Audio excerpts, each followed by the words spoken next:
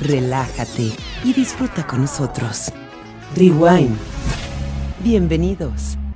Hola amigos del Rewind, ¿cómo están? Qué gusto que estamos otra vez en un capítulo. Partner, ¿cómo estás? Estamos cerquita del Día de la Mujer, 8 de marzo. Cerquita, cerquita. Pues sí, ahora sí, como cada año estamos aprovechando el mes como para hacer esta recapitulación de todas esas mujeres que han estado abriendo camino y que están labrando para todas las que hay ahorita, que sabemos que cada vez se está nivelando más, ¿no? Este tema.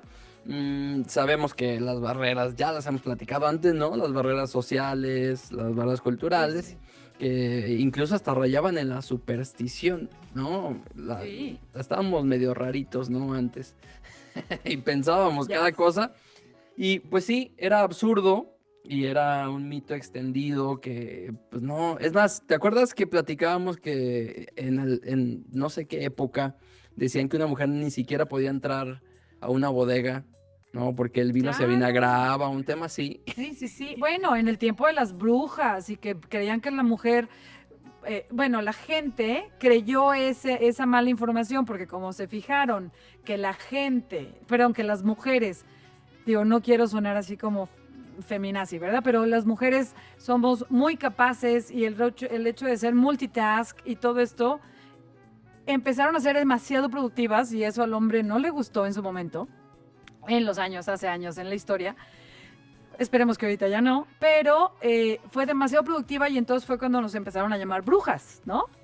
Con la cerveza, por ejemplo. Pero tarde o temprano la mujer ha formado muchísimo o ha hecho muchísimo por la historia del vino en la historia. Así que suena como muy repetitivo, pero es cierto, o sea, ha sido fundamental. Todas las viudas, que hoy vamos a platicar de varias viudas, sí, ¿no? Que bendito sea Dios, no es que se hayan quedado viudas, bendito sea Dios, pero gracias a eso se pudieron poner los pantalones y decir, ¿sabes qué? Ahora soy yo la que dice cómo se hacen las cosas, ¿no? O bueno, las faldas. Se pusieron bien las faldas y pues empezaron y hicieron grandes cosas, ¿no? Y ahorita hay unos ejemplazos, pero nos vamos a ir con estas mujeres primero en la historia y luego ya iremos con algunas actuales. Que eso es lo que vamos a reconocer el día de hoy, no tanto es que eran mujeres con mucha capacidad, no, pues las mujeres tienen capacidad, ¿no? Eso se tiene que dar por entendido. Más bien, lo que estamos reconociendo ahora es que frente a esas barreras de pensamiento, ¿no? Y de desigualdad, pues surgieron mentes brillantes, ¿no? Paladares privilegiados, que estas mujeres con voluntades de hierro, que pese a estas barreras, pues fueron impulsadas, como dijiste tú ahorita, tal vez por tragedias personales, ¿no? La viudez. Y les tocó tomar riendas de viñedos en ruinas y con eso literalmente convirtieron en imperios, ¿no? O sea, levantaron cosas de la nada, y tal vez algunas inventaron técnicas que hasta el día de hoy se siguen utilizando, crearon estilos nuevos, escribieron literatura, trazaron mapas del terroir, lo que tú quieras. Eso impulsaron técnicas, producción, consumo, bueno, todo, ¿no? Exportación, ahorita hablaremos del rollo de la exportación. Entonces, sí, ¿cómo ves? Y vamos a la primera, partner. Vámonos, La primera de varias. Y pues bueno, esta es una mujer que a mí se me hace totalmente, pues novedosa para su tiempo, para el tiempo en el que vivió, que era el siglo XII, o sea, para 1130, más o menos. Bueno, Eleonor de Aquitania, ¿no? Entonces, esta mujer es francesa, nace para 1122, pero es reina 2 veces. Fue reina tanto de Francia como de Inglaterra, porque primero se casa con el rey Luis VII o séptimo de Francia, pero su matrimonio se ve anulado porque dijeron que había ahí cosas de consanguinidad, ¿cómo se dice? Bueno, que eran como que parientes. Pero también hay otra teoría, en pocas palabras, de como que el rey no la pelaba mucho, ¿no? Como que no le gustaban mucho las mujeres a ese hombre. Por ahí dicen, son diferentes teorías. Entonces, como que no había mucha relación entre ellos, se anula su matrimonio y después se casa con el rey de Inglaterra, Enrique II, con el cual tuvo ahí unas historias medio tormentosas, porque hasta estuvo encerrada en una torre durante varios años. Ah, No, caray, sí me estuvo suena muy fuerte. conocido. Achis. ¿Por ¿Dónde qué? habremos visto esos cuentos? Ah, bueno, sí, claro, en Enredados, o cómo se llamaba esta de, ¿Cuántos bueno, no? varias, ¿cuántos no? Y No. bueno, se casa con este rey Enrique II de la familia Plantagenet y se hace reina, pero muy poderosa. Ella, como bien dijimos, es Leonor de Aquitania, pero en ese tiempo lo que era Burdeos y Val de Loire y todo era como un mismo reino. Entonces Burdeos pertenecía a Aquitania, porque Aquitania ahorita es parte de lo que es Valle del Loire o Val de Loire o Valle de Loira en Francia. Y al momento que ella se vuelve reina de esta parte, el vino de Burdeos se hace súper importante para Inglaterra. Entonces, aquí empieza a ser súper importante todo el ir y venir de este vino en Inglaterra y el famoso clarete de Burdeos es de los primeros que consumen en tierras inglesas. Entonces, el rollo de importación-exportación también se maneja muchísimo. Aparte, convierte al vino de Burdeos como el favorito de la corona británica y dispara su comercialización. Entonces, ella también es una de las pioneras para el siglo XII de la comercialización del vino entre diferentes países. También algo súper, súper básico es, tú sabes que en Burdeos, bueno, se usa o se usaba desde entonces, pues las tres uvas, ¿no? El Sí. Cabernet Sauvignon, Cabernet Franc, etcétera. Pero abajito de Burdeos, que también era parte de Aquitania, está Cahors y ahí es la Malbec, ¿no? Que ahorita sigue siendo importante, pero viene en diferentes etapas y la Malbec pues baja su importancia en Francia y ahora es en Argentina, pero en ese tiempo sí era muy importante y se producía mucho. Y durante 3 siglos se comercializó muchísimo este vino de Cahors, que era el Malbec, iba y venía entre Francia e Inglaterra. Entonces, fue un gran flujo de este vino y aparte, los inversores ingleses plantaron muchas vides en Francia. Entonces, también ahí se vino una inversión fuertísima de Inglaterra a Francia, gracias a todo esto que Leonor de Aquitania empezó a hacer, ¿no? Entonces, ahí sí fue un impulso fuertísimo para Burdeos. Ok. Más que el vino de ahorita de Valdeluar, ¿no? Sí, me imagino, me Entonces, imagino. sí, Fíjate, sí, fue otra de muy... las mujeres Ujú. que es que esta es desde, fíjate, nació en 1122, Eleonor de Ok. Aquitania, ¿no? No me Ah, quiero sí, y brincar. aparte fue mamá del famosísimo Ricardo Corazón de León. Ella fue y vino en las cruzadas también. Perdón, se me olvidaba ese punto. Entonces fue cañón. Fíjate, no me quiero ir tan adelante, pero sí me voy a ir mucho más adelante, porque hay una Ujú, fundadora de bodega ujú, llamada Apolline Henriot, o algo así, ujú. por ahí va. Unreal. Este, Ah, I ella fue don't know. viuda a los Je ne 33 sais pas. años Ujú.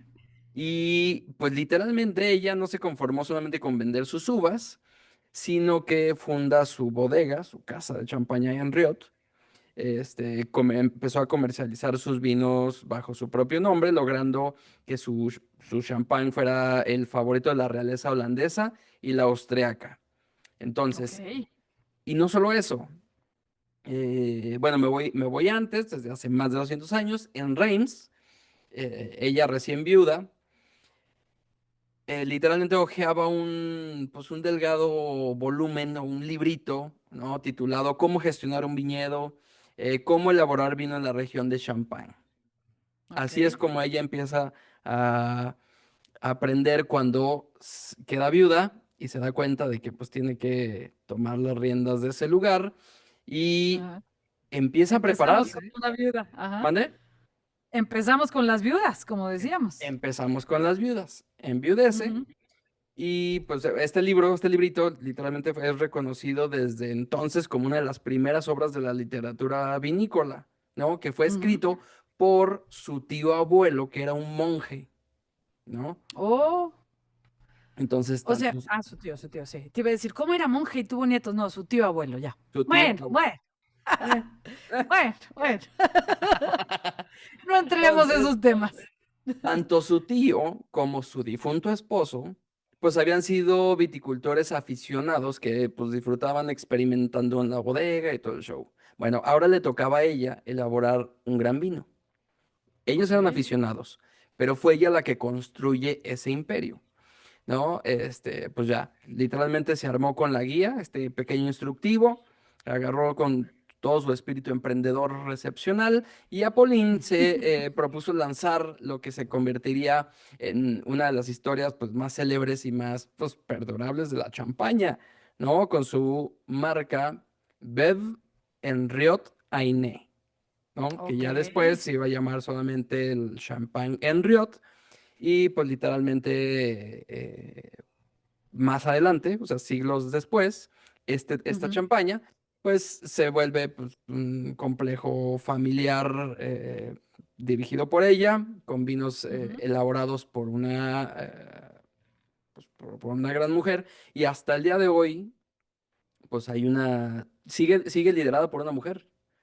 Es una Ok. bodeguera llamada Alice Tetien, Ok, y Etienne. pues sigue llevando ahí la línea de esta famosa bodega. Pero fíjate cómo desde entonces le ponen el Veuve, ¿no? Como, El como Bev. Veuve Clicquot, ¿no? O Sí, sea, era como el viuda de, ¿no? Entonces, en su momento era importante porque era la forma en la que las dejaban trabajar. sí, Alguna vez lo platicamos cuando platicamos el capítulo de Veuve Clicquot, o la viuda de Clicquot, que a las viudas sí las dejaban, siendo esposas o sí. solteras, no podían trabajar, pero como viudas sí. Entonces yo creo que ese fue el por qué ponían eso del viuda de en su marca, ¿no? Que casi siempre las medio trataban de manipular u obligar a que vendieran mejor. Obvio, obvio, porque pues hacían un imperio y claro que decían, óigame, traiga para acá Es más, o pues cásate conmigo, ¿no? la Ajá. viuda Y de Clicquot fue un ejemplo donde dijo, Nel, chavos. Nel Pastel, no, no, tuvo sus amoríos por ahí, tuvo el que le ayudaba a exportar y llevar el vino, ¿no? Decían, pero dijo, Exactamente. no, si me caso, ya no me dejan a mí hacer las cosas por la ley. Pues sí, Bev clicó así rápido, pues viuda a los Ujú. 27 años, toma igual las riendas de su bodega, pues el legado literalmente es monumental, Sí, y ella fue la que inventó la mesa de remouage, ¿no? El ajá. pupitre para clarificar el champán, donde elimina los sedimentos de levadura y bueno, crea el champán como lo conocemos hoy, ¿no? Ok, Por esta claro, técnica. claro. Si quiere Ujú. ya conocer la Es- historia completa, váyase al capítulo. Sí, por favor, váyanse al capítulo que hablamos porque salió la película de la viuda de Clicquot Sí, y hablamos de toda su historia. La verdad es que más a hay uno de los fondo, capítulos cómo que conquistó el también me han mercado encantado. ruso, ahí todo el Cañón, show. porque es amarilla su etiqueta. Exacto. Ah, Entonces, sí, sí, sí. Nos vamos a ir ahora con una mujer italiana que nace en Florencia en el año de 1519. Ella es Catalina de Medici, de esta gran familia que se encarga durante el Renacimiento a ser mecenas de, bueno, muchísimos artistas, ¿no? Era cuando el Renacimiento estaba en el auge total del arte, de todo lo que era, pues, la música, la pintura, la escultura, todo esto, ¿no? Y también el vino estaba en su mejor momento también en Italia. Es cuando empiezan a hacer todas las nuevas técnicas de vinificación y todo en Italia. Y esta mujer, bueno, era huérfana y vivió siempre en conventos, pero su tío era súper importante. Creo que llegó a ser papa. Y entonces él la casa, o bueno, hace este convenio con un rey francés, que era Enrique II de Francia. Se casa con él para 1547. Si se fijan, del 19 al 47, pues tendría 28 años, ya no era una ujú. niña, para ese entonces, pues las casaban a los 14 años, ¿no? Entonces ya era una mujer bastante, bastante, pues madura mentalmente, y entonces llega a la corte y empieza a hacer un montón de cambios. Ella, por ejemplo, fue suegra de María Estuardo. No sé si has oído hablar de esta mujer que también fue de Escocia. Ella Ajá. venía de Escocia y peleó por el reinado después, ¿eh? Fue de las que estuvieron peleando contra Isabel la primera por a ver quién quedaba como reina de Inglaterra también. Entonces, ella, hubo una serie que se llamó Reign, que no está tan apegada a la realidad, pero está curiosa. Y hay una serie de Catalina de Medici también. Pero bueno, notita al calce. Ella lo que hace es que, a ver, en Francia, para este tiempo, o sea, 1500, ya no está tan atrás, digo, son 500 años, pero aún así no es tan atrás. Francia no estaba tan sofisticado en su forma de comer, en su forma de los banquetes y todo, no era sofisticación Ujú. en ese momento. Ella, como italiana, que en el tiempo del Renacimiento italiano sí había mucho de este rollo de lujo no sé, el pomposo, ¿no? Entonces lleva todo esto a Francia. De hecho, se dice, hay una leyenda que cuenta que ella lleva el tenedor a Francia. Ah, ok. Antes no usaban el tenedor en Francia. Entonces, lleva cultura, refinamiento, costumbres culinarias, maridajes mucho más sofisticados, banquetes teatrales y sobre todo también la repostería italiana, que luego Francia la agarra y la convierte en la famosísima repostería francesa, pero mucho originado por todo lo que lleva ella. Antes, por ejemplo, los banquetes en Francia eran carnes sobrecocidas, comían con la mano o Ok. usaban como cucharas, puras cucharas o un tenedor, pero que era como que nomás dos picos así. Y la verdad es que no era muy guau. Pero sí, los banquetes siempre fueron como que este signo de vamos a hacer enlaces políticos, aunque no fuera tan importante la comida. Y ella llega y también pone el vino como protagonista, lo cual fue importantísimo y empieza todo este ir y venir de vino francés. O sea, no es que se haya traído el vino italiano, sino empieza a promover el vino francés en todos estos banquetes. Ujú. Y aparte, perdón, sí, tengo aquí que los banquetes eran armas Sí. políticos, y ella como una estratega, porque era una gran estratega, empieza a usarlos. Pero cada vez que llegaban alguien de diferentes lugares, se quedaban así con el ojo cuadrado por el tipo de banquetes que hacían en lo que ahora es el Louvre, que antes de que fuera museo era castillo y era pues donde estaban antes los reyes, ¿no? Después fue Sí. Versalles, pero antes fue este Palacio de las Tullerías, perdón, Palacio, en un castillo tarde o temprano, pero eran las Tullerías y ahí era donde vivían inicialmente. A esta reina, fíjate, se le llamaba la Reina Negra, porque era una móndriga, o sea, se queda viuda muy joven, o sea, muy pronto, enviuda muy pronto y se queda como reina regente de tres de sus hijos, porque van muriendo. Y no es que ella los matara, pero van muriendo sus hijos. Y entonces regente durante tres reinados. Y entonces era la que movía todos los hilos, podía, o sea, matar y envenenar a quien quisiera, con el vino, con la comida, y hacía un chorro de tejes y manejes ahí para que la política estuviera todo lo que da. Eso en diferentes momentos, con diferentes personas, y ella es la que lleva también a Francia, supuestamente, el helado, y se vuelven locos. O sea, en Francia se vuelven locos porque para ellos era así como magia.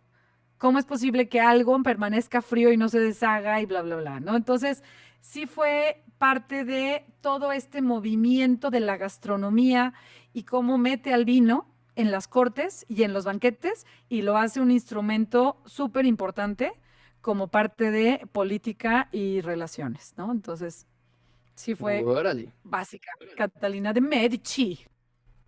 Listo. Wow. Sí, A ver, ahí te sí. van. Para, para darle a esto de las viudas, te voy a dar dos, ¿no? Que hicieron algo Ok. o fueron muy influyentes en sus espacios, sus lugares. La primera, Jean Ujú. Alexandrine Louis Pommery. Louis Pommery. Oh, ok. Ok, ok. Productora, visionaria, otra gran viuda que transformó el paladar mundial, porque en la época victoriana el champán era extremadamente dulce, era casi Ujú, un sirope. Bueno, sí. Madame Pommery percibió que el mercado inglés quería algo mucho más fresco y fue para 1874 donde crea el primer champán brut o seco, Mm, ¿no? ok. Y se volvió pues, comercialmente exitoso.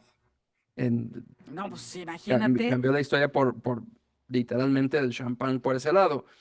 Ya no era un vino de postre, hasta como lo Ujú, conocemos hoy. La otra, ya nos vamos a salir de Francia para hablar también más o menos por esas fechas de 1800, Antonia de Laide Ferreira o a ujú. Ferreriña. Oh, Y portuguesa. portuguesa. Así es, Ok. viticultora y dueña de bodega dentro del Valle del Duero, en Portugal. Y ella literalmente es una leyenda en Portugal. Cuando la Ok. plaga de la filoxera arrasó con los viñedos europeos, ella literalmente invirtió su fortuna en comprar tierras que estuvieran así arruinadas Ok. y invirtió todo para poder replantarlas, proteger a los agricultores locales y modernizar la producción del vino de Oporto. Mm, y hasta la fecha sigue siendo Y una hasta gran la bodega. fecha sigue siendo una gran bodega.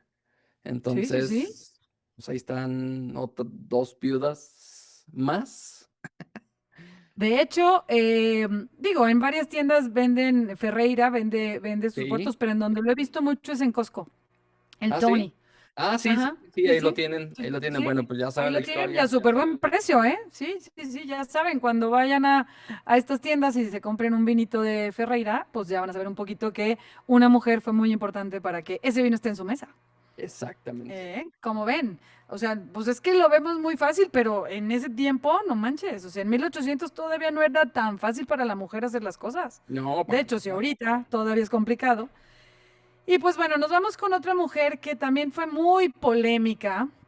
Se le atribuyeron varias frases como, denles pasteles, si no tienen que comer, que coman pasteles, que fue María Antonieta, la cual no es cierto que dijo esa frase, pero pues obviamente lo usaron mucho para propaganda política en contra de, porque venía la revolución en Francia.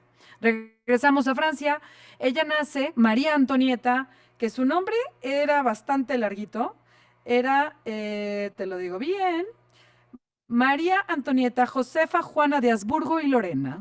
Mm. Ok. La verdad es que si alguna vez tienen oportunidad y les gusta leer, hay un libro muy bueno que se llama Las Reinas Malditas y ahí viene historia de varias de estas reinas y está buenísimo, ¿eh? Y la verdad es que eran mujeres que desde que nacían ya estaban predestinadas a casarse con alguien por política, Sí. por acuerdos, ¿no? Entre países. Y sabían, bueno, un montonal de idiomas, de todo lo que era hacer política, de todo esto, o sea, sí era muy, muy importante, más allá de bordar, ¿no? Como en muchos lados lo creen, pero no, o sea, sí eran mujeres muy preparadas. Y así chiquilla, porque muy chavita, la casan con el rey de Francia, Luis XVI, quien ya estaba, ay, también en un papel complicado porque Francia ya venía teniendo muchos problemas con todo lo que era la diferencia de clases, ¿no? Eso era lo que le enojaba mucho al pueblo, que en Versalles, porque aquí ya nos vamos a Versalles, había mucho glamour, pomposidad, despilfarro y demás, y María Antonieta no ayudó mucho, porque como el rey tampoco la pelaba mucho, que digamos, tenía muchísimos eventos y muchísimas fiestas en donde el champán era el primero, bueno, el protagonista, ¿no? Y algo que se le atribuye a ella es la copa coupé, que supuestamente está hecha en la forma de uno de sus senos, que luego se usó mucho para estas torres así en donde se sirve el champán y va cayendo de una copa en otra. Entonces sí, bueno, se le atribuye a ella la copa coupé, que también es un poquito de leyenda y pues sí, o sea, este despilfarro que ella hacía con el champán en especial, también fue una de las cosas que al pueblo le molestaba mucho, entre otras cosas más, obviamente, porque era una etapa de Francia muy oscura en las calles, ¿no? De París y de los diferentes pueblos, y se viene toda esta revuelta y termina muerta por la guillotina. Y sí, fue muy triste, la verdad, pero pues fue una de las impulsoras también del consumo de champán. Mi María Antonieta, ¿cómo no? Sí, sí estuvo heavy, la verdad. Mira, hablando ahora de una mujer, nos vamos hasta Australia. La señora Ujú. Mary Penfolds, si le All suena ahí right. el apellido, es cofundadora de Penfolds, mientras su esposo, Ujú. que era médico, pues atendía a sus pacientes. Mary, no López, Penfolds, era quien Mi realmente, tocaya. exacto, era quien realmente dirigía la bodega, experimentaba con mezclas, gestionaba los viñedos y, a ver, bajo su liderazgo, ella pasó de hacer tónicos medicinales o estas mezclas de medicinas a ser la bodega más prestigiosa de Australia. ¿Qué es lo que pasa? Ujú. Eh, por la época, pues Christopher, su esposo, era el que se encontraba al frente, ¿no? Pero realmente lo llevaban los dos. Este, aquí sí aplicaba un poquito la frase de que detrás de un gran hombre hay una gran mujer, porque Al sí, lado, al lado. sí, exacto, no, obviamente, pero digo que aquí sí aplica la frase porque ella tenía que estar Sí. detrás, por ese Ah, lado. Él era el que ok. estaba enfrente, pero Mary Penford realmente era la líder anónima de esta bodega. O sea, muchos de los Penfolds, wow. experimentos, el crecimiento, las filosofías vitivinícolas vienen de ella. Todo lo que se había Fíjate nada leído más. lo aprendió ella misma, pues insistiendo en que las uvas se mezclaran a su gusto. Una mujer al mando de un negocio próspero en el siglo XIX, era, pues imagínate, era impensable, ¿no? Y aún así ella No, no. estaba ahí al frente, dicen que daba órdenes desde una yegua blanca. Ok. Y ahí iba vigilando el viñedo, ¿no? Ajá. Con su buen caballo a mano, siempre. No, no, y ahora es una de las bodegas icónicas australianas, ¿no? Por O sea, supuesto. Penfolds tiene vinos de culto, tiene vinos tintos, vinos blancos, tiene, la verdad es que, o sea, un gran nombre, ¿no? En lo que viene siendo todas estas bodegas a nivel internacional, Penfolds es muy bien reconocida.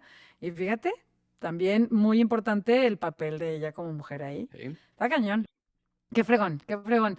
Y fíjate que otra reina, que esta sí, las otras eran como las esposas de, aunque hicieron muy buenos, muy buen papel y muy buenas cosas, pero, o era la reina regente, digámoslo así. Esta sí era la reina reina, ¿no? Como Ok. que el esposo era como que, bueno, pues nos casamos para unir reinos, pero la fregona era ella. Isabel de Castilla, de España, ¿no? La famosísima reina católica. La verdad es que fue una mujer visionaria en todos los aspectos. Era, o sea, muy joven se hizo reina también y luchó por ser reina contra el papá, contra el hermano. Bueno, muere el papá y luego contra el hermano pelea. De hecho, igualmente hay una serie de Isabel la Católica en televisión española que está fenomenal. Son varios capítulos, pero es buenísima. Y sí está muy apegada a la historia. Y entonces ella, a ver, nace el 22 de abril de 1451 en Castilla, lo que ahora es Castilla y León. Y ella se casa con Fernando de Aragón, entonces unen reinos en un momento que España todavía no estaba consolidada como país, sino eran varios reinos, el reino de Castilla, el reino de Aragón, etcétera. Y entonces se casa con Fernando, pero realmente la que decía, a ver, aquí se hace esto y aquí se hace el otro, era Isabel, porque el reino grande era de Castilla. Y bueno, fue, para empezar, pionera en exportación del vino a gran escala y la regulación de su compra. ¿En qué momento pasa esto? Cuando empieza a ser la primera exportadora de vino a América. O sea, Mm, ella obviamente era fanática de los vinos de Castilla y León, de Toro, de Rueda, de lo que ahora es Ribera del Duero, todo esto. Y entonces empieza con estos viajes que ya platicamos en un capítulo de Magallanes y Colón y todo esto, Hernán Cortés. Entonces, al momento, váyanse al capítulo, ¿cómo se llama el capítulo, partner? Ahorita, La Vuelta al Mundo del Vino. ¿Cómo se llama? No, Se me fue el no. avión del capítulo, pero ahorita nos acordamos. Ese capítulo estuvo muy bueno. Y entonces ella empieza a hacer, o a hacer como El pues, vino la que le dio la vuelta al mecenas, mundo, algo así, ¿no? algo así. Bueno, Sí, creo que sí. Y ahí platicamos de varias cosas como estas, pero ella es la primera, siendo esta mecenas de los viajes de exploración y colonización, porque realmente pues fue mecenas de todos ellos, y la que pagaba, ¿no? Todos estos viajes. Y entonces, de los primeros vinos que se llevaron o que se trajeron, porque ahora sí más bien dicho es de allá para acá, a América fue justo Toro, ¿no? Lo platicamos. sí. Y que es pues de Castilla y León, fue uno de los primeros en viajar para pues todo este rollo de la evangelización y para el consumo de los españoles que venían a América, porque aquí todavía no había vides. Pero después ella impulsa una de las primeras legislaciones relacionadas con el vino, que era proteger la producción local en España.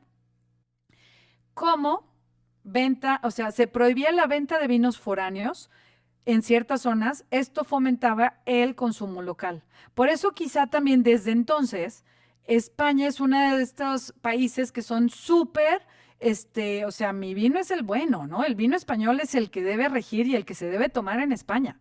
Y más por regiones. Es muy curioso porque sí, a veces vas a Galicia y no te van a vender vino de Ribera, no sé, es un decir, de Castilla-La Mancha Sí, o claro. de Castilla y León o de Cataluña, no sé. Entonces sí son muy regionales y muy celosos con el vino de otras partes. Aunque ahorita ya obviamente la globalización ha cambiado las cosas, pero ella con esto impulsó todo esto. Y otra cosa es el impulso a la viticultura. Ella y Fernando fueron estos reyes que lucharon durante mucho tiempo contra toda la invasión mora. Aunque ya para su tiempo ya no era tanto el territorio que había que recuperar, digo, no era, sí era mucho, pero hubo un momento que los moros casi que conquistan todo lo que ahora es España. Ellos empiezan a recuperar todos estos territorios y como los moros no tomaban vino, solo permitían ciertos viñedos para la uva de Ok. mesa Ujú. y para algo de la uva para el vino a consagrar, pero no para el consumo así nomás. Entonces, muchos de los viñedos se habían, pues, dejado a un lado y ella empieza a recuperar todos estos viñedos y a replantar las vides, porque para ella era súper importante el vino, porque era exageradamente católica, por algo era la reina católica, ¿no? Me Entonces, imagino, que, sí.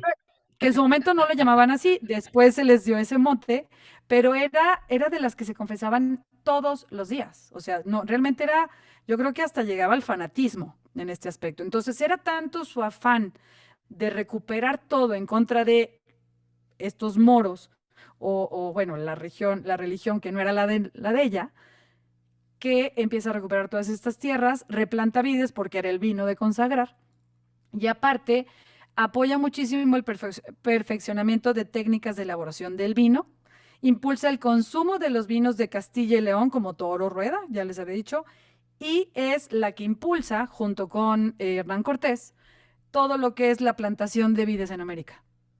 Órale. Entonces, para el consumo de los colonos y obviamente para la evangelización, la misa y demás, pero sí fue una clave importantísima para que ahora, en este lado del mundo, también tengamos vides, tengamos vino y en España se haya recuperado todo lo que por los moros se había perdido, ¿no? Entonces, sí fue una pieza clave en el mundo del vino.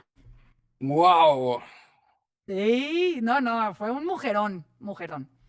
Y aparte, dio muchos hijos para los siguientes reinos, ¿no? Entonces sí, tuvo bastantes. Y todos sus hijos e hijas terminaron casadas con reyes y reinas y demás, pero muy cañón. ¡Wow, wow, wow! It's Mira, ahí te va. next. Nos vamos ¿Qué a sigue, ir. Tony? Yo me voy a traer hasta la década de los 30, 40 más o menos. Y te voy a dar tres mujeres de diferentes especialidades, pero las tres me impactaron muchísimo.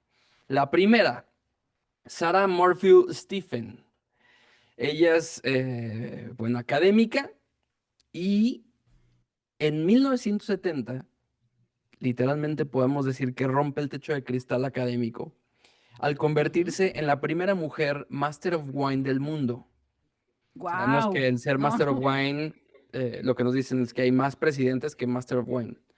Sí, Sí, sí, sí, está el cañón. título más Es, riguroso y prestigioso en la industria, ¿no? ujú, Ella ujú. Y no literalmente es nada fácil.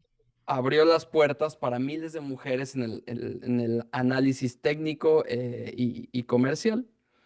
Ella, pues literalmente aprueba su examen en los setentas. Fue miembro activo del instituto. De hecho, celebró su Ujú, 50 aniversario en 2020. Ella, pues comienza su carrera en el sector vitivinícola en Oporto.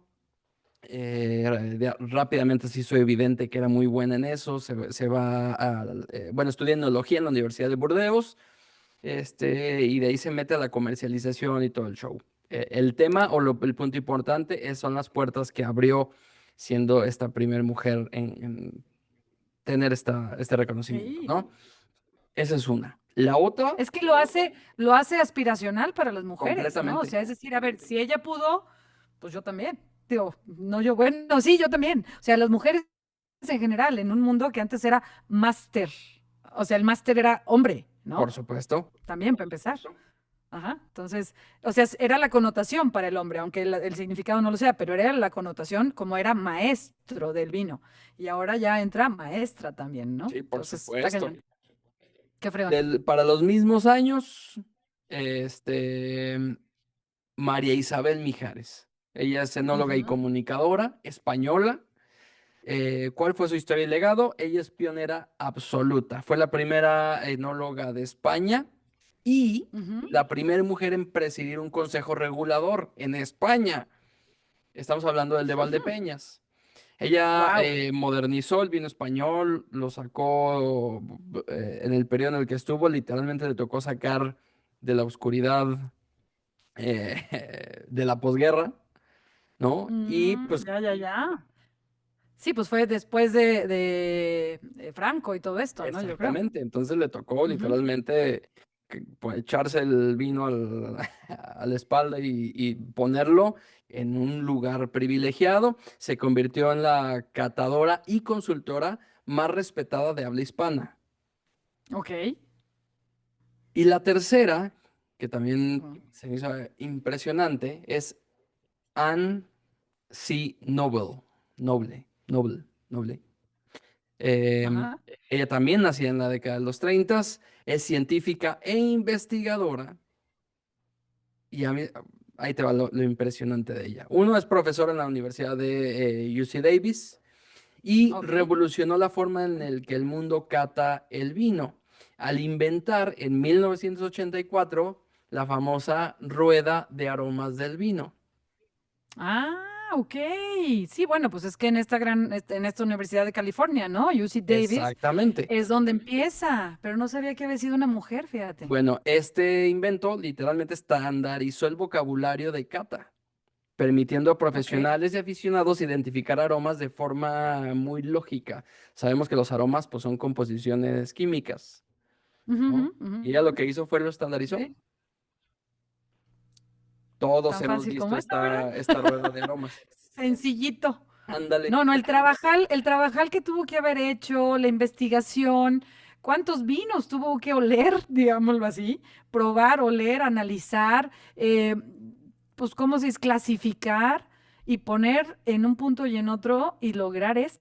O sea, porque, a ver, la rueda de aromas es, o sea, empieza de lo básico o lo de general a lo particular. Entonces es impresionante.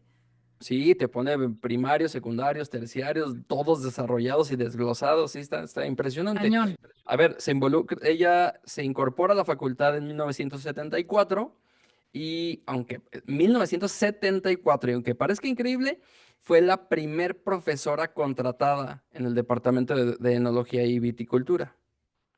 Uf, no, Entonces, hombre, su está función cañón. realmente era desarrollar el programa de investigación sensorial y formar a la próxima generación de profesionales en la industria vitivinícola.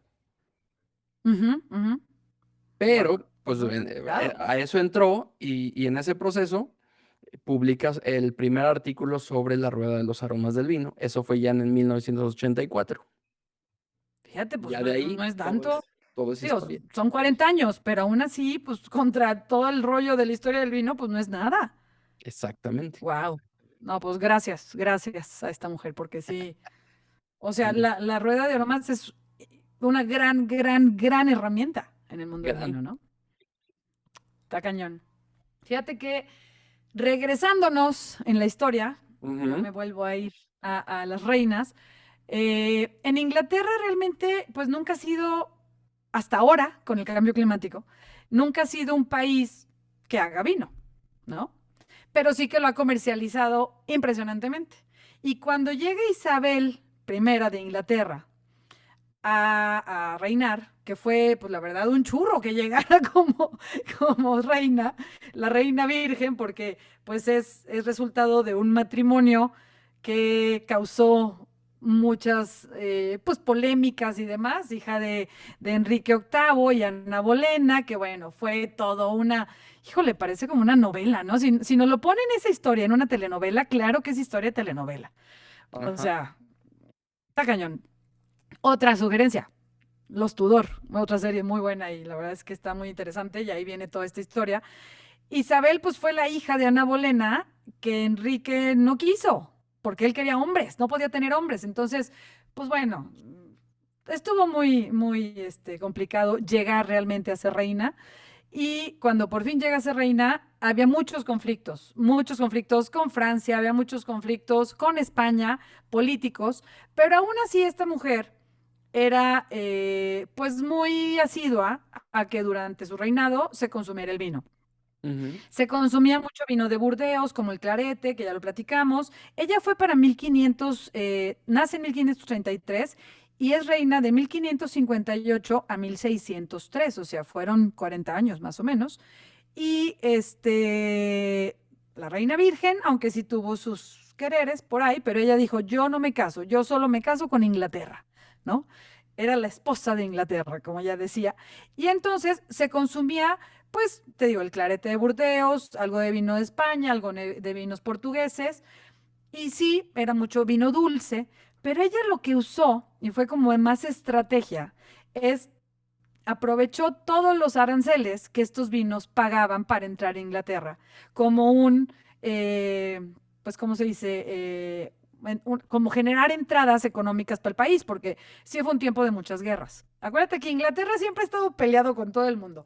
Bueno, estaba, creo. Este, dicen, estuvo peleado con todo el mundo siempre y siempre estaba peleando por aquí y por allá porque siempre quería ser el que gobernara y dominara todo, ¿no? Y entonces sí se convirtió el vino en un centro, en una parte de este centro comercial muy dinámico y era pues lo que ayudaba a financiar el Estado. Aparte, también ayudaba todo este dinero que entraba de los aranceles del vino a lo que era la Armada de Inglaterra y podían financiar con todas estas guerras que tenían contra España y contra Francia también. Asimismo, llevó el vino a diferentes rutas y expediciones a, por ejemplo, todos estos lugares como la India, porque acuérdate que Inglaterra estuvo dominando la India mucho tiempo, y otras más. Y algo que también me llamó mucho la atención, que ella tuvo su jubileo, ya ves que ahora, digo, se hace mucho el rollo el jubileo de la reina Isabel hace poquito, la otra reina, la que murió hace poco, hubo un jubileo que fue espectacular con todos los artistas ingleses que tienen muchísimos. Sí. Y aparte, ella fomentó mucho la viticultura inglesa. Ordenó la plantación de 16,000 vides como Chardonnay, Pinot Noir y Pinot Meunier. ¿A qué te suena esto? Champán. Champán. Son las uvas del champán, ¿no? ¿Por qué quiso ella plantar justo estas tres uvas en territorio inglés? Pues bueno, porque empezaron a producir en lugares como Sussex y otros más, en Kent y en Windsor, empezaron a producir vino espumoso inglés. Y ella, creo que eran miles y miles de botellas para un jubileo de champán inglés, porque en ese tiempo pues todavía se le puede decir champán, ¿no? Entonces sí fue una gran impulsora de plantar estas vides, pero sobre todo lo aprovechó mucho como financiar la corona por medio de todo este comercio que era entrar o meter vino a Inglaterra, ¿no? Entonces, Vámonos. estrategia total. Muy bien, ahí te va. Tan, tan. ¿Quién más? ¿Quién más? Mira, hablando de grandes vinos, te voy a platicar de dos mujeres que Ujú. tomaron bodegas evidentemente muy conocidas. La primera, Philippine de Rothschild. Ah, ajá. Ella, bueno, fue propietaria de la bodega, pero también fue actriz ahí en Burdeos, Francia. Y tras una vida en el teatro, le toca tomar el control del Chateau Mouton Rothschild Ujú, y ella fue la encargada de modernizar las instalaciones. Ella fue la que expandió la sociedad de Opus One en California. ujú. Mantuvo la tradición de encargar a los mejores artistas del mundo, por ejemplo Picasso o Dalí, el diseño de sus etiquetas. Ah, claro, claro, buenísimo. Que ya lo Lo platicamos en el vino platicamos, y sí, el arte. hace poco. Ujú. Ella era la encargada de esa parte. Y la otra, de otro vino también muy conocido, Corinne Mentzelopoulos. Mentzelopoulos. Algo así, algo así. También de Burdeos, Francia, Parece con, como griego eso. sí, otro de los chateaux más conocidos, Chateau Margaux. Ok. Ella era empresaria y propietaria de este chateau, del mítico. Y bueno, a los 27 años, tras la repentina muerte de su padre, ¿qué pasa? Le toca tomar las riendas con, híjole, con todo el reto que significaba 27 años. Yo no sé qué estaba haciendo a los 27. Sí, no manches. Y ella agarrando este chateau, bueno, con decisiones audaces, con inversiones millonarias, le devolvió a este primer Gran Cru clase, lo Ujú. devolvió a su máximo esplendor en cuestión de calidad. Y pues bueno, sabemos que es hoy considerado uno de los mejores vinos de todo el planeta. Claro, claro. O sea, Mouton Rothschild o Rothschild. Mm. Aparte también fue la que lo llevó a Chile con Almaviva, ¿no? Entonces sí, ay Dios, está entrando una llamada aquí, espérense, déjenmela. ¿Qué Perdón, onda? ay, es que este es un teléfono que acabo de adquirir, entonces no le entiendo. Pero bueno, ustedes disculpen la intromisión. Ay, otra vez. Ah, Chin, chin, chin. Es que no mira, lo te sé usar. platico Ya, ya. mientras de otra. La Lou Perdón. Leroy.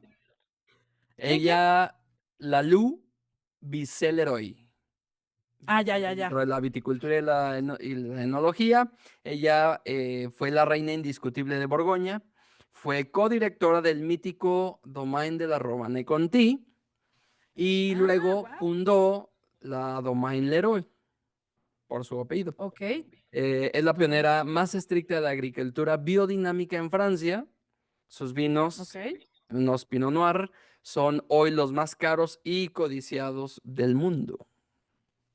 Claro, sí, sí, sí. Y fíjate, una mujer, esa no me la sabía. Ay, perdón, oiga, no es que este teléfono sí no me acordaba que lo tenía. Te apures, mira, Pero aquí bueno, andamos sacando perdón, las perdón. papas. Oye, no, y aparte 3 veces, alguien muy insistente. Bueno, a ver, les cuento. Así como decíamos de esta Philippine de Rothschild, abrió mercado hacia Estados Unidos y abrió mercado hacia Chile y obviamente impulsó el mercado local en Francia de esta gran bodega. Hay una mujer que lo hizo, pero en China. Ah, ¿Mm? sí.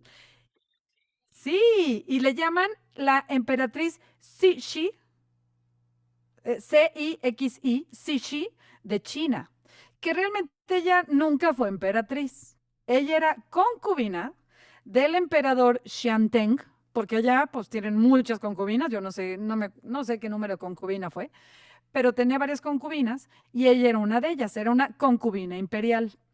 Pero al momento que muere el emperador Xianteng, esto es en el tiempo de 1861, ella nace para 1835 y en 1861 ella no se queda como emperatriz inicialmente, sino su hijo es el que queda como emperador. O sea, realmente ella como concubina, pues ahí sí, pues no era nada. ¿no? Se muere el emperador y pues adiós concubinas, que les vaya bien. Igual quedaban en algún lado de esta gran ciudad que era la ciudad prohibida en China, ¿no? Que le llaman ahora, donde estaban todos estos emperadores, pero gracias a que su hijo queda como emperador, pues ella es la mamá del emperador, pero no queda como regente, ni mucho menos. Pero se asocia ahí en pláticas con la esposa del emperador, con su nuera, y entre las dos hacen todo un plan para quedar ellas dos como regentes del niño, porque pues, digo, como regentes, pues, no del niño, Ujú. porque ella estaba casado, perdón. Pero entonces ella se queda también como emperatriz junto con esta nuera. Fíjense qué buena relación entre suegra y nuera, que se quedan las dos. Y era súper extravagante. Hacía, bueno, unos eventos y unas fiestas loquísimas, pero ella es la primera que durante este tiempo, que realmente pues era la ciudad prohibida, lo que era el reinado en China era súper cerrado, exageradamente cerrado al mundo. No aceptaban que nada del exterior entrara. Y esta mujer, dentro de sus excentricidades, Ujú. mete el vino a lo que viene siendo el imperio chino. Imagínate, o sea, ahorita se oye muy fácil, pero era impresionante. O sea, en aquel momento era, pues, vino de arroz, ¿no? O de algún otro, pues, hierba o de alguna raíz y demás, pero vino de uva como tal no había. Y ella empieza a meter todo esto dentro de sus fiestas, en sus banquetes, y lo más loco también es que empiezan en los viñedos durante su reinado a adoptar tecnologías occidentales. Fortaleció la industria y su ejército y permitió mayor contacto comercial con diferentes países. Y ahí el vino europeo es cuando entra como contexto de intercambio también. No por tradición, sino por políticas, ¿no? O sea, ahí sí la tradición del vino no tenía nada que ver. Y aparte, durante su reinado, en 1892, se funda Jiangui Pioneer Wine Company, que es Ok. una de las primeras bodegas modernas en China. Gracias a que esta mujer era tan excéntrica y quería ser parte de todo lo que estaba pasando en el mundo, empieza a permitir que todo esto se haga y entonces introduce variedades europeas, técnicas francesas, el rollo de la producción a escala comercial y todo esto durante su reinado, ¿no? Entonces, pues sí se le debe mucho a esta concubina que termina siendo emperatriz junto con su nuera de China. A mí sí me voló la cabeza, ¿no? Porque, a ver, Wow. pues no, por lo general hablamos de Inglaterra, hablamos de Francia, Sí, sí, hablamos sí. de Hablar de Portugal, China. etcétera. Pero China, sí, la verdad es que sí está muy chido, ¿no? Esta mujer lo que hizo por querer ser parte del mundo. Entonces, pues China. aquí Sí, se sí las está dejo. muy chino. Sí está muy chido esto. Vámonos, ¿quién más traes? Muy bien, yo acabo con estas tres mujeres en la actualidad Ok. y ahí te va. Una, Jancis Robinson. Ella es Uf, sí. periodista, crítica y Master of Wine de Reino Unido. Otra. Eh, Ujú. Ella es la crítica de vinos más influyente del mundo junto a Robert Parker y con un enfoque mucho más educativo. Ella es, fíjate, consejera de la bodega de la reina Isabel II Oh, uy. Está bueno. y también es autora del monumental libro de Oxford Companion to Wine. Sí, bueno, a ver, su paladar creo que dicta las tendencias globales, ¿no? Sí, Prácticamente. no, no. La Es otra la crítica. es la crítica, exactamente. Exacto. Las siguientes dos son argentinas. Nos vamos a Sudamérica. Y Ujú. bueno, una es Susana Balbo. Ella es enóloga y Ujú. empresaria. Ella se graduó en el 81 como la primera mujer licenciada en enología en Argentina. Y literalmente ella revolucionó la uva Torrontés. Sí, claro. Ella fundó su propia bodega, llegó a ser presidenta de Wines of Argentina y bueno, posiciona el vino de su país en el mapa global. La Ujú. otra también argentina, ella pues con una bodega conocidísima, tenemos a Laura Catena. Nacida Wow. en 1967, ella es médica, científica y directora de esta bodega, conocida como el rostro del vino argentino. Y aunque es médica graduada en Stanford, fundó el Catena Institute of Wine para estudiar el terroir de Mendoza a nivel molecular, y su labor ha demostrado científicamente que los viñedos de altura de Malbec en Argentina pueden competir con los grandes cru del mundo. Tú anduviste por allá, Mari. Ay, sí. Sí, fui a las dos bodegas, ¿eh? Fui a la bodega Susana Balbo y fui a la bodega Catena Zapata. Y no, hombre, está impresionante. Y supuestamente íbamos a conocer a Susana Balbo y no, nos quedó mal, no llegó. Nosotros íbamos con Laurita Zamora. Saludos a Laura Zamora, por cierto. ¿Eh? Hay que escribirle Hay que escribirle, sí, tenemos que hacer capítulo con ella. Nomás le digo y nomás no lo hacemos.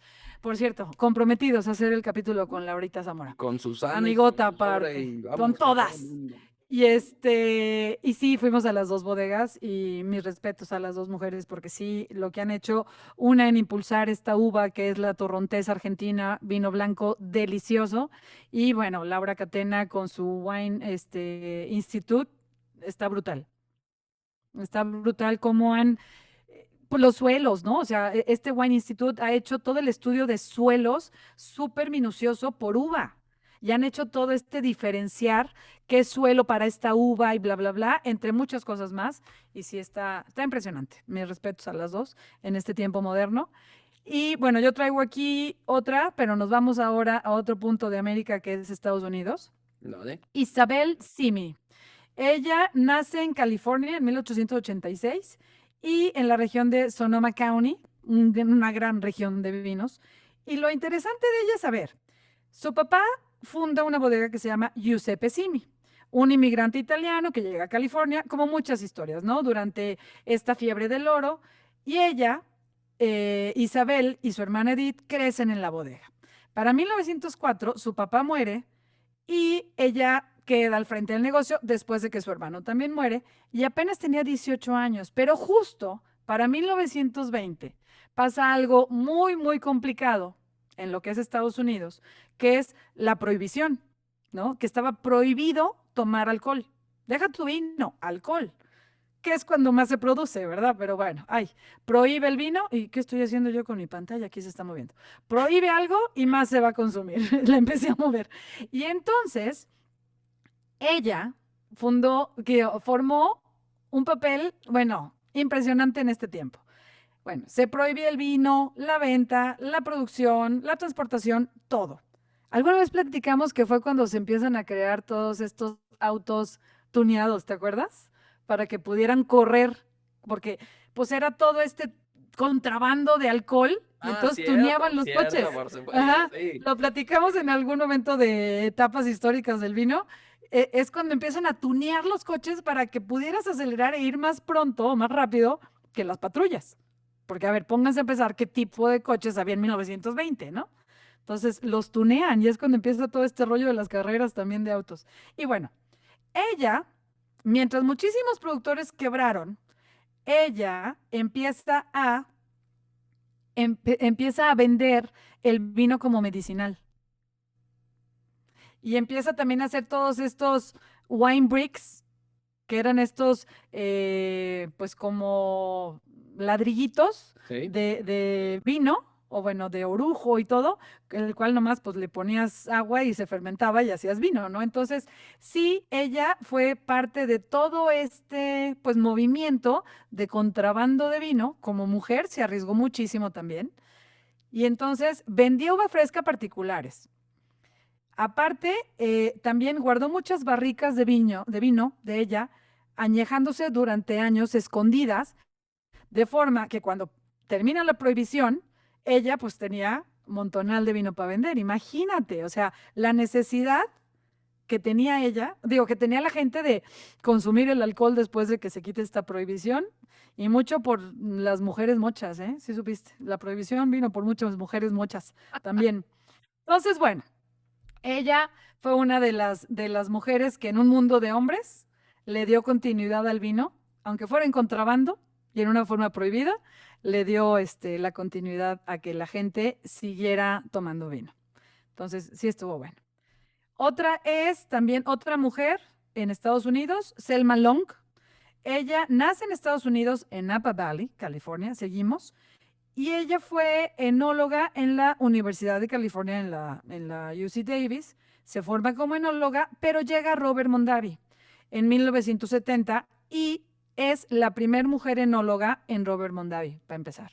Entonces, ella empieza a ser muy ambiciosa y lleva a Robert Mondavi a otro punto, como calidad internacional, identidad californiana, innovación técnica, y hace que la bodega se consolide como una gran bodega productora de vino americano.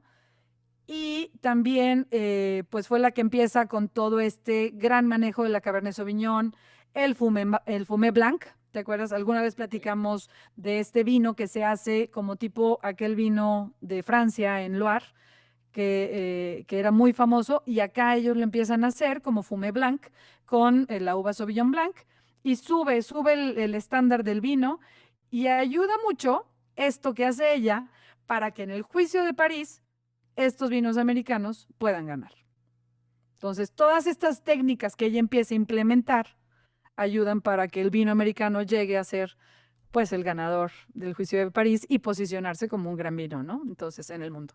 Mira, te Pues la verdad es que dejo sí. hablando de Napa, bueno, hablando de Estados Ujú. Unidos, a Heidi Peterson Barrett, conocida como la primera dama del vino, es la creadora de los Cool Wine californianos. Fue la enóloga Ujú. detrás del legendario Screaming Eagle de 1992, que obtuvo 100 puntos Parker. Wow. Ay, hijo mano. Ujú. Alguna vez probaremos uno de esos vinos de Screaming Eagle, está cañón. Está muy complicado. Pero bueno, sí, la verdad es que, digo, ahorita ya tenemos muchísimas mujeres actualmente en México, simplemente, híjole, pues si nombramos a unas, dejamos a muchas fuera, pero está Lulu Martínez, está Laura Zamora, está Agostina, que ya la entrevistamos, están, bueno, muchísimas mujeres productoras, enólogas, dueñas de bodegas, así como en todo el mundo, ¿no? Entonces, sí, felicidades a todas estas mujeres que han hecho que el vino sea todavía mejor y que han sacrificado y arriesgado mucha parte de su vida por lograr esto, ¿no? Entonces, Así sí. es, si alguien se preguntó o si está a punto de escribirnos y decir, ¿por qué no metieron mexicanas? Tranquilo, o tranquila, fue porque no acabaríamos, porque este programa de Rewind tiene las puertas abiertas para todas y el plan es hablar con cada una de ellas, porque cada región, cada lugar en México tiene mujeres increíbles haciendo cosas gigantescas. Entonces, por eso nos fuimos al pasado, nos fuimos a otras regiones, nos fuimos a otros lados y lo mejor de todo es que la lista es interminable, eso es lo padrísimo. Así que, Ujú. pues muchas gracias. Llegamos al final de este capítulo. Mari Ay, López, sí, partner, ahora nos vamos, fuimos, no las sé cuánto nos redes, echamos, pero sí estuvo bueno este capítulo y nos faltaron muchas mujeres más, muchas. muchas Eso es mujeres, lo bueno. pero bueno, fuimos escogiendo como estrategas, ¿no? Mujeres estrategas, mujeres que arriesgaron, mujeres que impulsaron, como muchas más que se quedan en el tintero, pero bueno, igual después no estaría mal hacer uno de mujeres en América o en México, ¿no? Mándenos, es más. Mándenos sugerencias de qué mujeres mexicanas quieren que tratemos, de Y qué hablamos mujeres de ellas, sí, mexicanas claro. les gustaría que platicáramos y entrevistáramos también. Entonces, bueno, ya tienen tarea a todos los que nos están escuchando. Así es, nos vemos la próxima semana. Recuerden las redes. Estamos en plataformas de audio, estamos en YouTube, estamos en redes sociales. Marile Pezón, ¿Está? Edgar Fotosom. Y esto es Sí. Rewind. Chau, chau. Adiós, bye bye.